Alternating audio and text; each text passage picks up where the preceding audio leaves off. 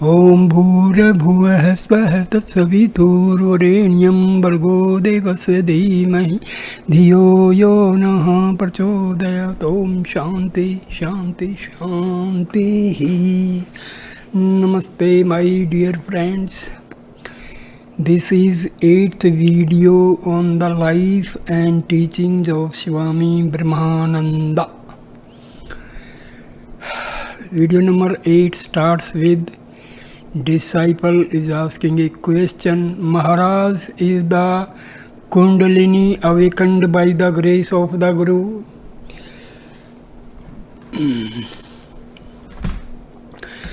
Swami Brahmananda replies, through the grace of the Guru everything can be had, even the knowledge of Brahma, but the grace is not easily obtained. You must work hard for it. Begin now, devote yourself to spiritual disciplines, plunge into the very depth of your soul. To do this, it is advisable to establish a definite routine for the practice of japam and meditation, and to follow it with unwavering tenacity, whether you like it or not. Maharaj, how are you progressing with your spiritual practices, disciple? Not very well, Maharaj. I find so little time for them. There is so much work to be done. Maharaj, nonsense. It is a mistake to think that you cannot meditate for lack of time. The real cause is restlessness of mind.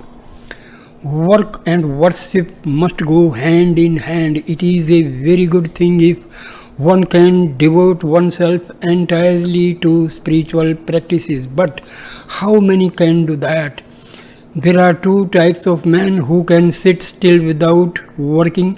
One is the idiot who is too dull to be active, and the other is the saint who has gone beyond all activity. As the Gita says, without performing work, no one can attain worklessness. Work is a means to reach the stage of meditation. Even those who give up work and lead an ascetic life have to devote some time to the necessary requirements of living. None can live without work. As Sri Krishna says, your very nature will force you to work. Learn to work for the Lord instead of working for yourself. Know that you are worshipping the Lord through your work. If you can work with this attitude, work will not bind you. On the contrary, it will improve you in every way, physically, mentally, intellectually, morally, and spiritually. Offer yourself body and soul to the Lord. Give yourself entirely to Him. Say to Him, I give myself body and soul to you. O Lord, do with me what you will. I am your servant, ready to serve you to the best of my ability. If you can really do this, the responsibility for your spiritual well-being rests with Him. But this resignation should be usurped by the right spirit and complete faith. No doubt must enter your heart. It is no use taking the name of God to cross the river and at the same time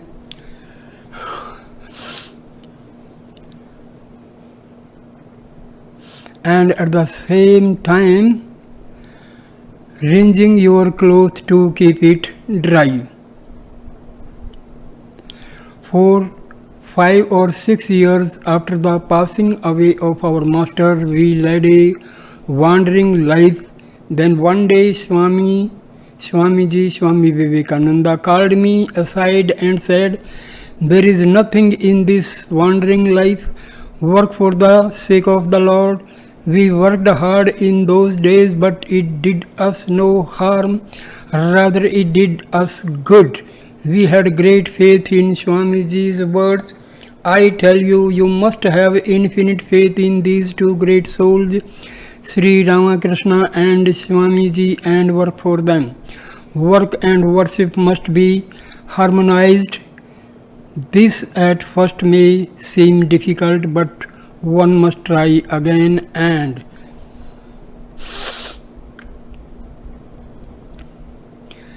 again. Sri Ramakrishna used to say, the newborn calf tries to stand up, but it falls down many times. Still, it never gives up.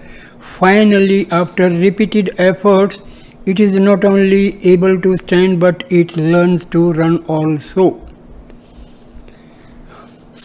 The reference is made to Sri Ramakrishna's parable of the milkmaid and the Brahmin priest. A milkmaid used to supply milk to a Brahmin priest on the other side of the river. Owing to the irregularities of the boat service, the woman was sometimes late. One day the priest rebuked her for the delay, and she explained that sometimes she had to wait a long time for the boatman to ferry her across. The priest said, but my good woman, people cross the ocean of life by uttering the name of God. Cannot you cross even this little river? From that day forward, she was never late with the milk. One day the priest asked her why it was that she was never late anymore, and she said simply, I take the name of God and cross the river just as you told me. The priest was astonished and wanted to see for himself, so he went to the river with the woman and watched her as she uttered the name of God and started to walk across the water. Halfway across, the woman turned and saw the priest following her, timidly holding his skirt up on of the water, and she said, why is it, sir, that you are repeating the name of the Lord and at the same time holding up your skirt to keep it dry? Have you no faith? It is excellent training for the mind to take up some form of work at the beginning of the spiritual life. When the mind is trained, it can be applied to meditation and other spiritual practices. The mind that is allowed to drift at one time will drift at the time of meditation also. There comes a time when the spiritually advanced man wants to devote himself solely to meditation and prayer. When that time comes, work drops away from him of itself. However, this happens only when the mind is spiritually awakened. If one who is not thus awakened should attempt to lead a life of exclusive spiritual practice by sheer effort of the will, it can last only for a few days. Then comes monotony, sometimes followed by madness. Again, there are others who follow the spiritual path in a haphazard way and at the same time keep their minds busy with worldly things. That is not good. Great strength can be acquired through the practices of continence. A true celibate can do the work of 25 men. Practice continence, japam and meditation and seek the company of the holy. Not all men know what is best for them. Therefore, they should seek the society of a holy man. Unless a man spends some time in solitude or in the company of the holy, he cannot understand his own mind. It is very difficult to grow spiritually in the midst of tumult and confusion. I give freedom to all. I want everyone to advance along his own way. But when I find a devotee who is unable to do this, I come to his aid. Life, eternal life is before you. What matters it if you devote a few lives to the service of God? even supposing they are spent in vain. But I tell you, this cannot be. You will see for yourself too what great spiritual heights you will soar through the grace of Sri Ramakrishna. Give up this easy-going life, otherwise it will be impossible for you to perform your spiritual practices properly. No matter what work you do, do it with your whole heart. That is the secret of work, as Swami used to say. Set yourself to work for the Lord, and before you begin any task, remember the Lord and offer your salutations to Him. Do this from time to time while you are working, and also when you have finished. Spend all your time thinking of the life, teachings and commandments of Sri Ramakrishna. Know in your heart that the work you are doing for Him. Strive to attain tranquility. Do not give way to inertia, but struggle to gain spiritual calmness. If you allow your mind to wander and lead a purposeless life, a bad reaction is bound to follow. Passions will overcome you. Through the practice of japam and meditation, the senses are controlled of themselves, but in the beginning they must be kept in check. Practice japam and meditation. Gradually, after continued practice, you will enjoy sitting for long periods of time absorbed in God. The beginner, however, should start with short periods at a time, 4 or 5 times a day. Practice japam whether you like it or not. As you persist, the mind is certain to become absorbed in contemplation. To attain spiritual tranquility, you must keep up a regular practice, even against your inclinations. Spiritual awakening is bound to come, and when it does, all the passions that ever existed in your will be forgotten. Maharaj, why do I insist that you devote yourself heart and soul to the Lord?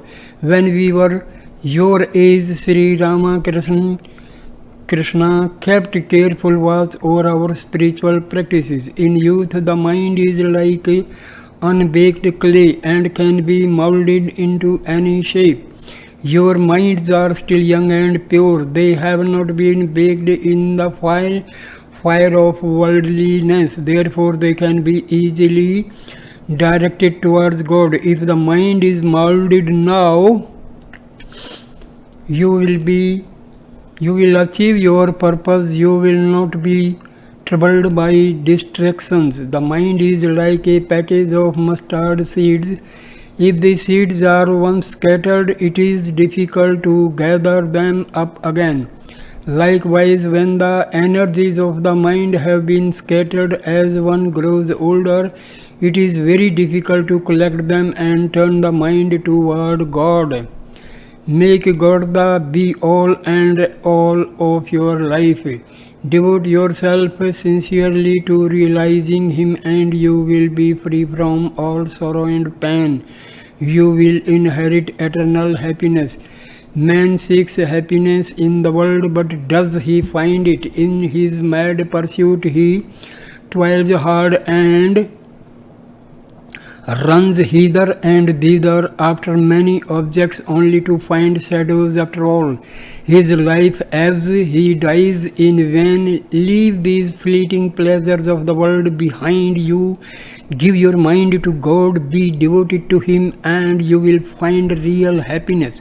Devote your mind to the world and to the pleasures of the world, and great will be your suffering. Devote your mind to God, and great will be your joy. No matter what riches you may possess, no matter what prospects you may have for living a happy and prosperous life, you still will not find lasting happiness.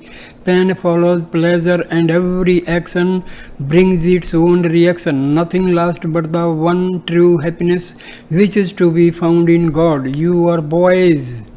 Young boys, your minds have not yet received any worldly impressions. If you can struggle now, you will be able to escape life's sorrows and Miss cries, never forget the ideal of a human life. We have not inherited this human birth to waste it in eating, drinking, and sleeping like animals.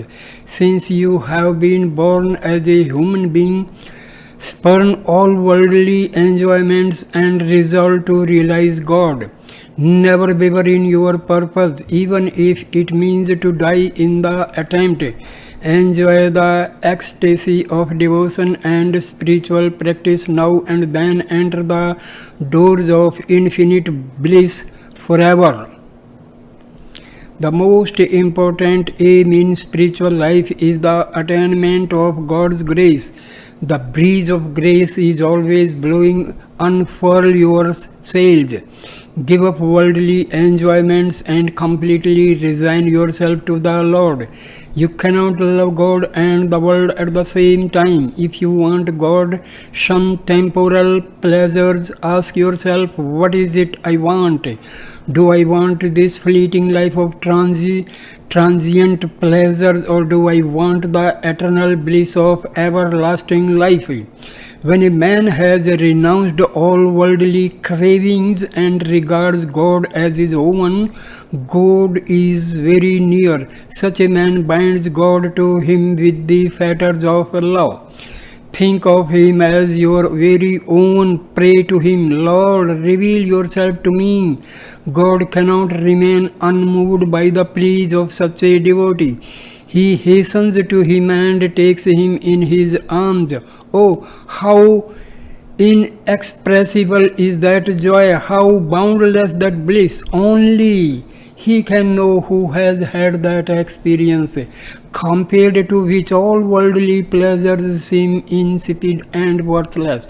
Sri Ramakrishna used to say, he who has given up sense enjoyments for God's sake has already covered 3 parts of the journey. Is it easy to renounce bodily cravings? Only if one has God's grace and has practiced severe spiritual disciplines in past lives can he pave the strength to renounce the world in this life. Purify your mind so that no worldly desire can arise in it. You have renounced everything and pledged your life to God, but remember, it is very difficult to lead a pure and unsullied life. You may think it is easy, but let me tell you, it is like walking on the sharp edge of a razor. Perfect continence is the sole condition of success in spiritual life, but it is difficult, even impossible, to practice absolute purity without love and faith in God. The world is full of passions and pleasures. Every day you will see 99% of the people rushing in mad pursuit after sensual pleasures. Your mind is in constant danger of becoming contaminated. Therefore, you must engage your mind in thinking good thoughts, studying good books, and discussing uplifting subjects. You must spend your time in worship of God, in service to holy men, and in contemplation. This is the only way to mold your character. First of all, be firm in your vow of chastity. Everything else will follow. You cannot have a continent life unless you devote yourself to God. And without continence, realization of God is impossible. Unless you realize God, you will not find happiness. And without happiness, life is vain. Therefore, I beg you, my dear children, struggle and make an effort, and soon you will find faith and devotion awakening within you. You will be blessed by the vision of God, and you will become the heirs of immortal bliss. Disciple, Maharaj, we have all come here to the monastery with the same ideal and purpose, renouncing our own hearth and home. Why is it then that we cannot live in harmony with one another? Maharaj, my child, you must all learn to bear and forbear. Sri Ramakrishna used to say,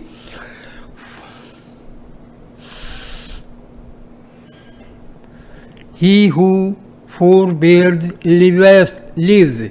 Even people living in the world have to bear many things. The great strength of character is to live in harmony with all. No one can find peace if he hurts another. Never utter one word that would hurt another. Tell the truth, but never tell a harsh truth.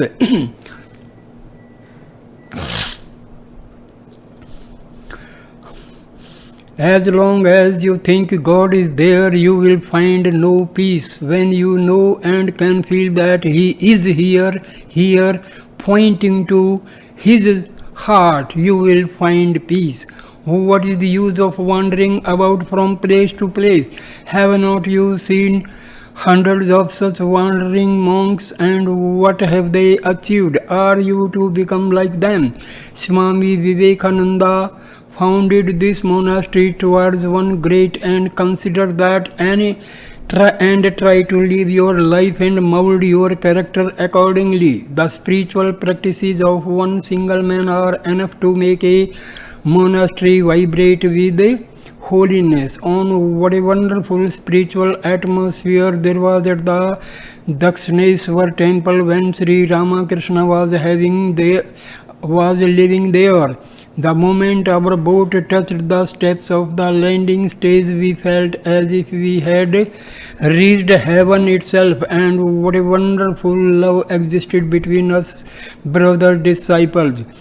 Between you there is no such sweet relationship. A holy man should be sweet in temperament and should never speak harshly to anyone. I remember a holy man I once met at Vrindavan. He was a regular visitor at the temple. For a few days he did not come and I missed him. When he came again, I asked him the reason for his absence. He explained that he had a sore foot one day in the crowd. The foot of another devotee had touched his and temporarily disabled him. I was deeply touched by the way that holy man explained the incident. He did not complain that he had been trampled upon by some careless person. To him every foot was the Lord's foot, and the Lord had placed his foot upon him. If only you could all be sweet and have love in your hearts, then there would be great harmony. You have to make the Lord the center of all your affections. In this monastery, you have so many opportunities to do Swami's work. You cannot always meditate. You are young, this is the time to practice spiritual disciplines. What can you do when you are old? Develop love in your heart and you will achieve everything. You have become dry. Where is your early enthusiasm? You seem to be quite satisfied with your present condition. But I tell you, do not remain satisfied with yourself as you are now. Become dissatisfied. Try to move ever onward in your search. Do not stop until you have found the diamond mine. You have taken refuge in Sri Ramakrishna. You first of all, the mind, which is the ruler of the senses, must be controlled. After that, the mind and the intellect must be merged in the Atma. When you are in the society of a holy man, you may think that your passions are dead, but do not be deceived. You are free of passions only after you have attained samadhi. Therefore, be always vigilant until you have transcended the mind.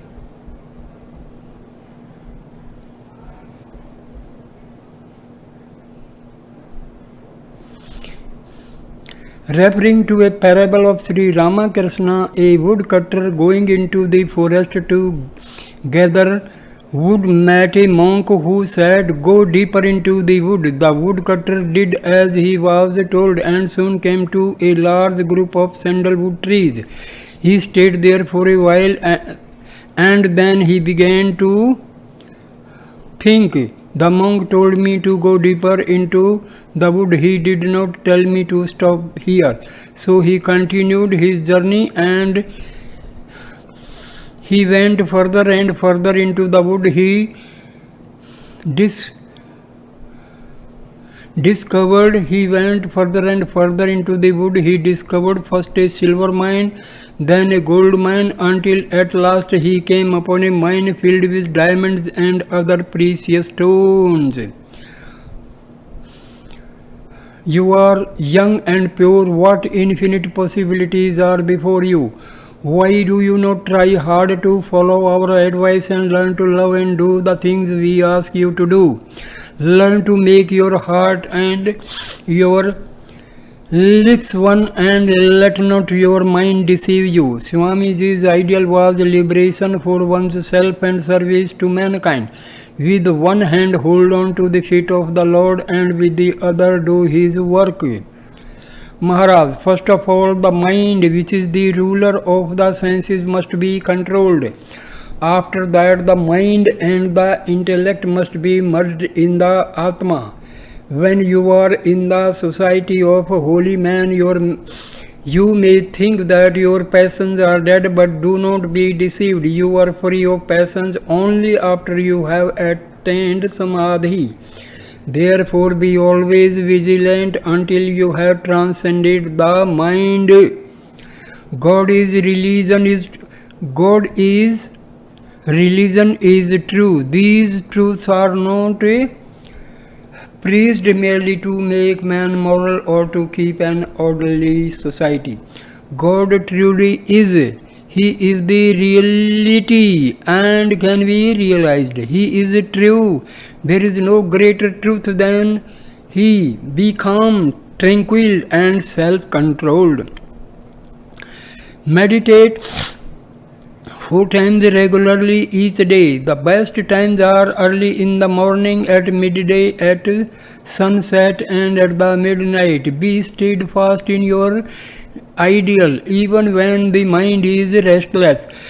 Keep up the regularity of your practices under all conditions. Study the Gita every day. By such study, the mind can be cleansed of all unnecessary thoughts and anxieties. This I know from personal experience.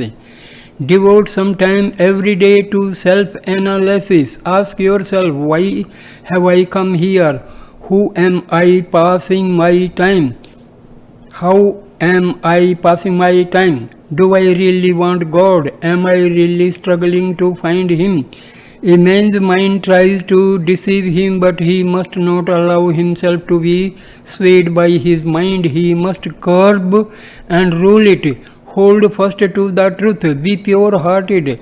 The purer you become, the more will your mind be absorbed in God. You will be able to see the subtle deceptions of the mind, and you will be able to root them out who are your enemies. Your own senses, but if you can control them, they will become your friends. Your mind is your only enemy, and your mind is your only friend. The man who analyzes himself thus can wipe out the subtle deceptions of the mind, and by so doing move rapidly along the path of spirituality. Plunge yourself into the practice of japam and meditation. The mind is gross and feeds on gross objects, but as you practice japam and meditation, the mind will become subtle and learn to grasp subtle truths. Practice. Find out for yourself whether there is really a God. A little physical austerity also is good sometimes. For instance, on the day of the new moon or on the 11th day after the new or the full moon, eat only one meal. Never waste your time in unnecessary talk. Remember God constantly. Remember Him when you eat, when you sit, when you lie down. Remember Him whatever you do. By such repeated practice, you will find that when you go to meditate, it will be easy to remember God and become absorbed in Him. As your mind becomes absorbed in meditation, a fountain of joy will spring up within you. Give no time to idle cares or idle talk. Idle talk wastes much energy. In the Upanishads it is written, give up all vain talk. Devote all your time to meditation upon the Atma. In the Gita it is said, give your mind to me. Be my devotee, worship me and bow down to me. And Sri Ramakrishna used to say, never squander the energies of your mind. This means remember God constantly. The worldly man is very careful not to squander his money, but he gives little heed to how he squanders his mind. There is nothing greater nor easier than the constant remembrance of God. Such a practice awakens the Kundalini. The veils of Maya are removed one after another and a new vision opens up. Then you will see the wonderful treasure that lies hidden within you. You will unfold your own divinity. As a general rule, a man's mind runs it downward like a river towards lust and gold. Name and fame change the current and make the mind flow upward towards God. The mind of Sri Ramakrishna lived always on the transcendental plane. Only with much difficulty could he bring his mind down to normal consciousness and to the things of the world. Japam, japam, japam. Even while you work, practice japam. Keep the name of the Lord spinning in the mind's midst of all your activities. If you can do this, all the burning of the heart will be soothed. Many sinners have become pure and free and divine by taking refuge in the name of God. Have intense faith in God and in His name. Know that they are not different. He dwells in the hearts of His devotees. Call on Him earnestly. Pray to Him. Reveal your grace to me. Give me faith and devotion. Pray earnestly. Make your mind and your lips one. Cover everything with God.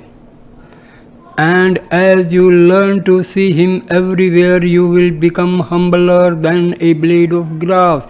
See Him in all creatures. Hear only of God and talk only of Him. Shun that place where His name is not uttered, as you would a graveyard. Repeat His name and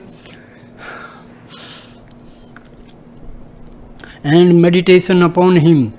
He is our very own. He easily becomes revealed to us. There is the path of devotion and there is the path of knowledge.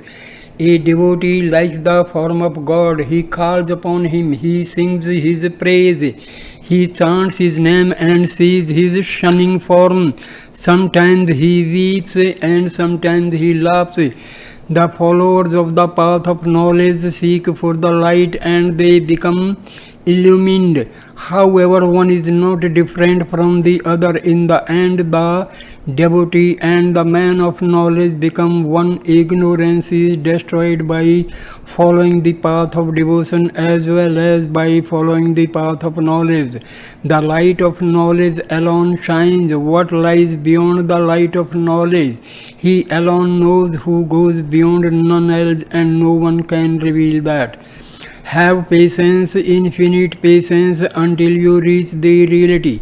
In the primary stage, meditation is tiresome. It is like learning the alphabet. Gradually peace comes. There are boys who, after they have been initiated, complain to me that they are not getting anywhere. I do not listen to them for 2 or 3 years. Then later they come and tell me, yes, Maharaj, I am getting somewhere now. Do not be impatient. Struggle intensely for 2 or 3 years and your heart will be flooded with joy. Devotee: Maharaj, we are university students and have come to you for spiritual advice. Maharaj, learn to speak the truth always and observe continence. Devotee: We have been practicing breathing exercise. Should we continue these practices, Maharaj? No, breathing exercises in themselves can be extremely dangerous. It is sufficient if you will repeat the name of the Lord. Through the practice of japam and meditation, you will reach the stage of kumbhaka, suspension of breath, essential to a concentrated mind without risking the dangers which may easily come from the practice of breathing exercises. Practice japam and your breathing will become finer and finer, and you will gain control of the vital energies in a natural way. Maharaj, it is not an easy task to wholly surrender oneself, body, mind and soul to God. How can I surrender myself to God? I have not known Him nor seen Him, therefore how can I love Him? These are the doubts that arise in the mind. Once a man admitted to Sri Ramakrishna that he felt no inclination to meditate on God. The master asked him whom or what he loved most in the world, and the man told him that he had a pet lamb which he loved very dearly. All right, said the master, that is very good. Every time you feed your lamb, every time you pet him or do anything for him, think that you are serving the Lord. If you can do this with the wholehearted sincerity, you will reach the highest. Blessed are those who have received the grace of an illumined Guru. The Guru shows the way to the other shore and removes all the obstacles. Have intense faith in the words of the Guru and follow his precepts faithfully. Thus will the impurities of the mind be washed away, and the light of knowledge dawn. Enlightenment comes quickly. No one who has faith in the Guru, but who must learn to see God in the Guru must never be regarded as man. By worshipping him and serving him as God, the body and mind are purified. Through the help of the Guru, God is first revealed, and then Guru and God become one. Unless the heart and mind are pure, the visions of God does not come.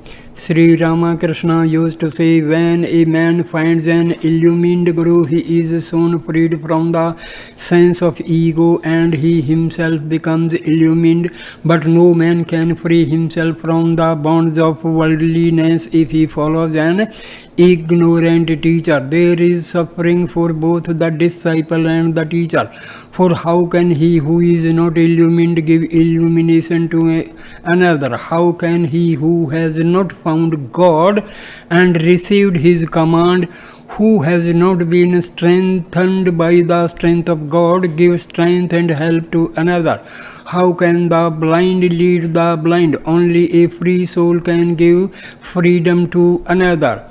If a man truly longs for God, if he sincerely desires to practice spiritual disciplines, he is bound to find an illumined Guru. That disciple who has the grace of the Guru knows the path, let him follow it diligently. My boys, you have the grace of the Guru. You have the desire for spiritual knowledge. By receiving the Lord's name, you have received His grace, and you also have the society of the holy. Now you must strive to get the grace of your own mind.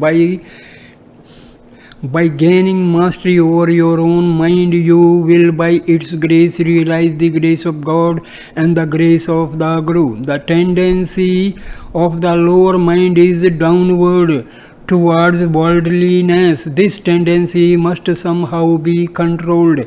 Hold the reins tightly as the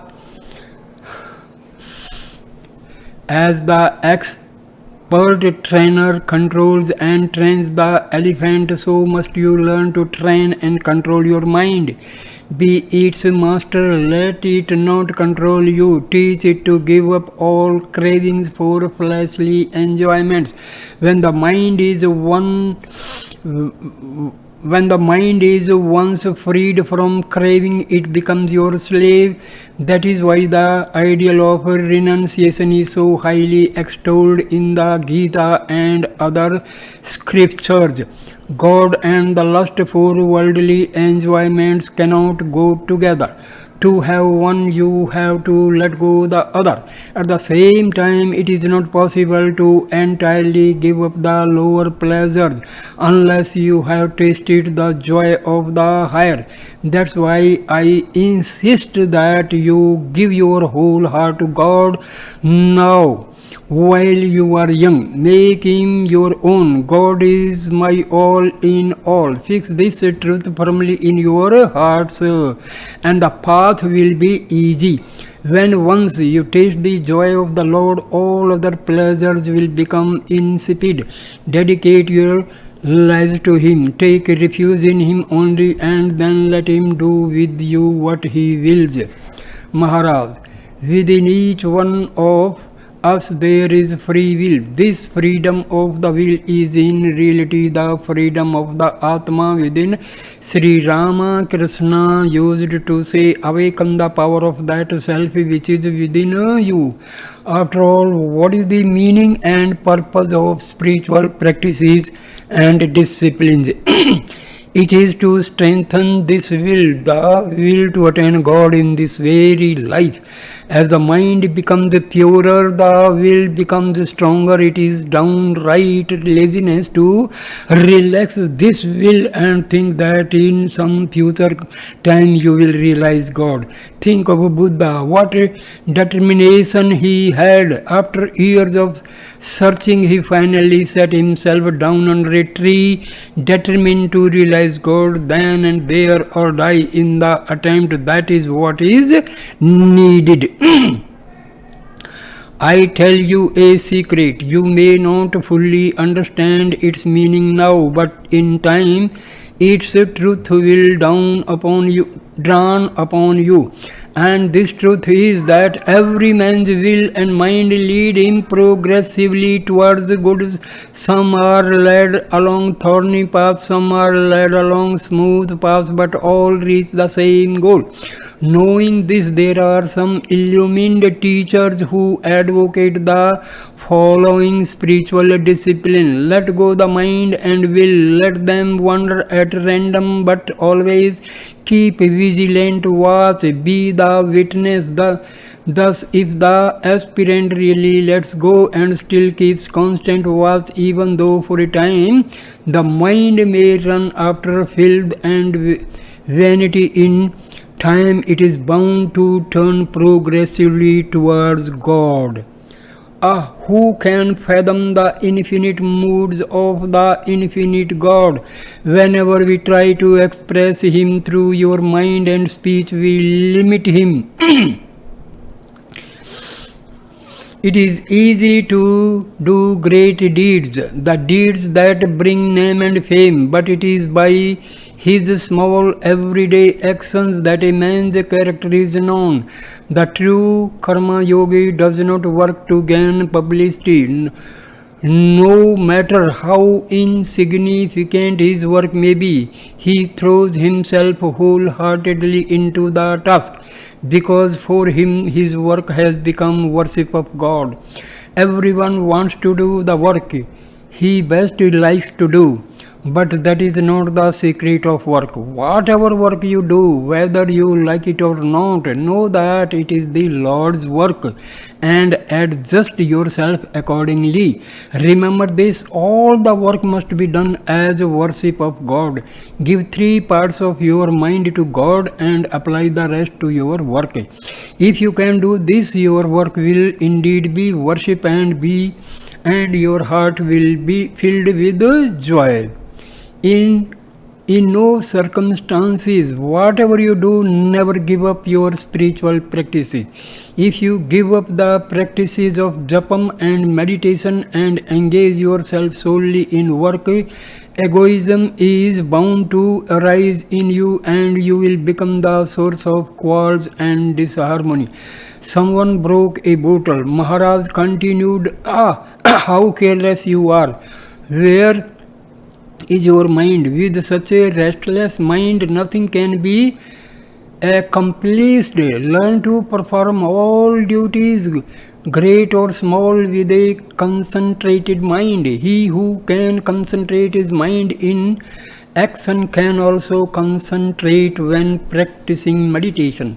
This is the true secret of work. First, learn to like your work, but do not look to the results. If you can perform every action as a worship of the Lord, then only will you like to work and feel no attachments to the fruits of your actions. In the Gita, Sri Krishna says that it is possible to attain liberation through work only, but in order to achieve this, one must have intense renunciation. You must also know that one can become a true karma yogi only after the attainment of liberation. All mental, physical and spiritual energies must be concentrated. Then only can you reach God.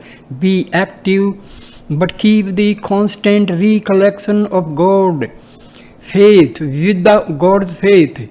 Without faith, none can attain God. He who has true faith has certainly reached God. If you have faith in one penny, it has value, but if you have no faith even in a golden piece, it has no value for you. He who has faith in God is freed from doubts. Without renunciation, there can be no faith, nor devotion. Renunciation is of the first importance. It destroys all ego.